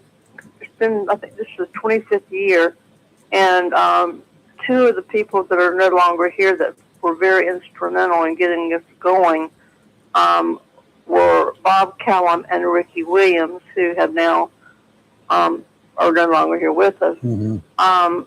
Jones Onslow and the Jacksonville Onslow Sports Commission and many other businesses sponsored this. And got it. I watched Chris and Steve Goodson on. Can I mention it? Sure. Well, Man Media Cave. They have it's a sports program with local area, you know, Right. Students from all the schools around, and there will be schools like from, not only local schools but also schools from other areas like Wilmington and maybe a little bit farther off. I think that, and there's like for 4 days. Thursday, Friday, Saturday, and Sunday, and it's very well organized. And the officials, the referees, will be brought in, and they're people that are here to see if they will. It's sort of like a development for them. They will be here to see if can qualify to become NCAA referees, is my understanding. But the good part about it is the revenue that it will bring in for Jacksonville, the money that's going to be spent. When I watched the show on Man Cave Media on Facebook, it goes into detail about, how it started, who's involved with it. And, of course, the sports commissioner director was on, and also Wells, I can't pronounce his last name, who is the coach and head coach. And a lot of the guys that have played in these camps have gone on to become, of course, they're older now. They played at other schools. So it's not something, it's like it's a good family thing to go to, and it's a good thing for teams from schools around the area or wherever that can sort of see a first glance of who they'll be playing next year. It's not like a competition or winner. It's more of a development. So a lot of seniors from a lot of these schools around here have graduated, so they've got new players coming on. But my main focus is of how important they're very well organized, because we don't have a multi-complex facility, which would be great because we could bring in a lot more teams and a lot more revenue. And I just wanted to put it out. I think you could pay per day or you could pay for 4 days, and it's really a good way, a good thing for the kids and the coaches, and revenue for Jacksonville. Yep. Yeah, I just posted the link according to the Jacksonville tourism page that talks about it. Click on the link. It's the East Coast Invitational. It's from June 19th through June 22nd. Yeah. And it features North Carolina's top high school basketball talent. So and honestly, it's really strange. I never had known that they had this for 25 years. And the only reason why this is the 25th university, and it's the first time that Ricky and Bob have not been there. Yeah. So it's going to be a sort of they're going to have like a presentation for them, for the that type thing. Because they put so much work. And I think here's the link. I think some of the families are still working, with this. But I would never have known about it if my grandson, of course, wasn't playing ball. But there might be other people out there that are not aware of this. But it's it'd be just good to go and see it. Not just the parents. Just go. It's great entertainment. Camp. It's great. My grandson is going. That would be good. It's going to be right down here at the Commons, 100 Recreation Lane. And it features North Carolina's top high school basketball talent, student athletes who are being recruited by colleges and all major conferences throughout the United States. Sponsors are Jones Onslow EMC, Touchtone Energy, Bob Mills, Mitsubishi, the Jacksonville Onslow Sports Commission, and the City of Jacksonville, Onslow County Schools, and Chick-fil-A. Yeah. And like I said, I'm glad. It's just really exciting to watch and to go in. It's a good family thing. It's going to be hot, and it is going to be hot. Sport. Yeah, and you can pay per day or you can pay for 4 days, and it's $50 for like 4 days, and that sounds a lot to some people. But if you go to these traveling teams that they have, oh gosh, they're really expensive. Yeah. How much is it to even get into the fair these days when they have one? Yeah, Too much. How much is it to go to a movie these days? I know. It's a payment for 4 days. I mean, and it's good for the kids and the coaches and for Jacksonville for the revenue. And air conditioning is free. Yes. Exactly, and it's very well. And you don't. You might. There's a couple of schools you have to travel to play. They they jump from this school, but it doesn't take you that long to get there. And that's why that if we had that that building complex, we could really they could have like 32 teams, where I think they have like 16. Yeah. But it's like Jacksonville, Northside, and White Oak, and New Bern, and I think maybe some Laney, and maybe some a little bit far off, like I said. But I think it would be great to enjoy fun time, and they have it under control. You don't have the fights. You've got these guys that are trying to be professional referees, I think, and this is sort of like a training thing for them.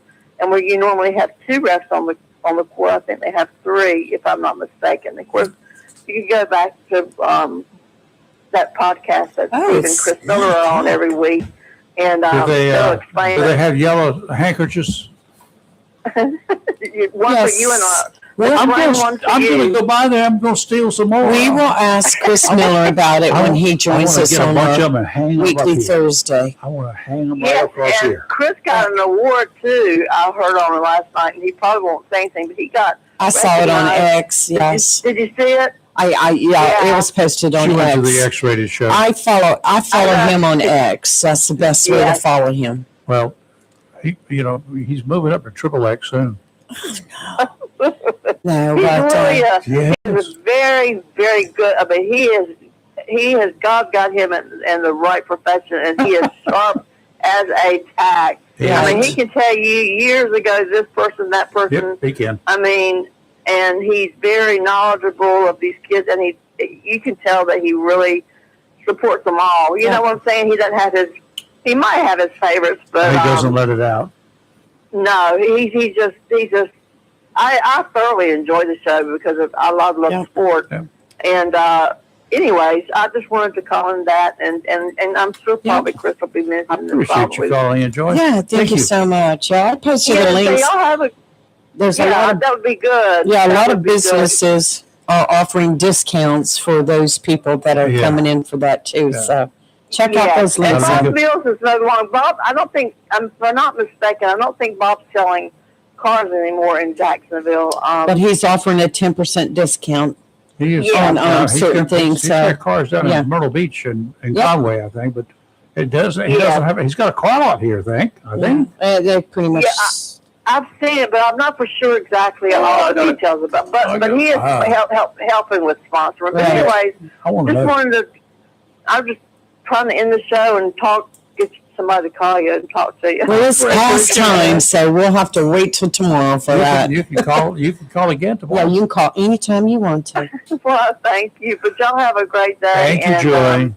Yes, sir. We'll talk to y'all later. Thanks, Joy. Thanks for the info. Bye-bye. Bye-bye.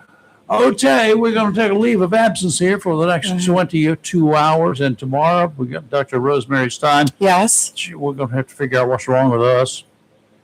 I'm going to ask her what happens when you slap yourself really hard in the head and you bounce off the wall. Can it cause damage? No, I feel like I need to go to sleep. Oh, my gosh. But I feel rested You're not today. supposed to go to. That was a pretty hard slap, wasn't it? That was hard. I'm surprised you didn't knock yourself out. I was like sitting here stunned. I just reached up there. You said there's a thought. You got something up in your hair right there, and it's moving. And I Bam! Well, it's not moving anymore. Okay, it bounced right off your forehead onto the floor. I was like, wow. Okay. Anyway, yes, we'll be back tomorrow. DPON. Yes. DPON. Mm-hmm. What is it? Because we know where you live. So y'all didn't hear that. It was probably bad that you didn't. didn't. You can't hear that. So anyway. Just be a saying we had. Yeah. Anyway, I'm going to go home and turn on the state legislature feed. Do that. Let us know what happens. See what happens with H1038 I need today. to take the logs out of that other trailer and stack them. I spent some time. Then I have to travel later today. I'm going to Wilson. I got to go get my chainsaw started. Wilson. It started yesterday. I'm going to go see my friend that was on the Costa Rican. The Costa Rican? See if he's got any extra fish. Yeah, see how they did. Anyway, they might have caught some fish they didn't bring in to show, just for food. Yeah. Oh, I'm yeah. good. I'll just go get a box of fish sticks at the store. Remember when we were That's kids, like- Mama and Daddy's? Mama always bought those I frozen. hated those things. Right? Those at school. When you're hungry growing up, you eat. I ate them in Whatever. school because that was all you got. No. But every Friday you had fish sticks, and I'm like, What do they do for the kids who didn't want Bleh. fish sticks? you. We got leftover suffered. pizza, didn't we? Oh, pizza? We didn't even have pizza. I never had a slice of pizza until I was like probably 18, School 20 years old. cafeteria pizza. We You didn't don't. ha- We did not had have it. We didn't have it. We had it. I had it. Oh my What would have gosh. been leftover from the day before? They tasted like it, but Yeah. you know, Back it's to the better than sugar. fish sticks. All right, we'll see you guys tomorrow. Have a great rest of your day and a gooder tomorrow, and we'll see you then. Bye. You're live and local, where we're always awake most of the time and never woke, but I'm going to go make myself go to sleep. All right, take a nap. Bye.